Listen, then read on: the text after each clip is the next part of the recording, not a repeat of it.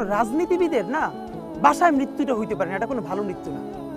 যিনি রাজনীতি করেন, যিনি লড়াই করেন, যিনি বিপ্লবী, যিনি সংগ্রামী, তার মৃত্যুটা হবে একটা সংগ্রামের মধ্য দিয়ে, একটা রাজপথে, একটা গ্লোরির মৃত্যু। আমি তো ভীষণভাবে প্রত্যাশা করি, আমি ছোটবেলা থেকে এই স্বপ্নটা দেখি, অনেক জায়গায় বলেছি, যে একটা তুমুল মিছিল হচ্ছে অন্যায়ের বিরুদ্ধে, সেই মিছিলের সামনে আমি আছি, কোনো একটা বুলেট এসে আমার বুকটা হয়তো বিদ্ধ করে দিয়েছে, এবং সেই মিছিলে আমি হাসতে হাসতে আমি শহীদ হয়ে গেছি।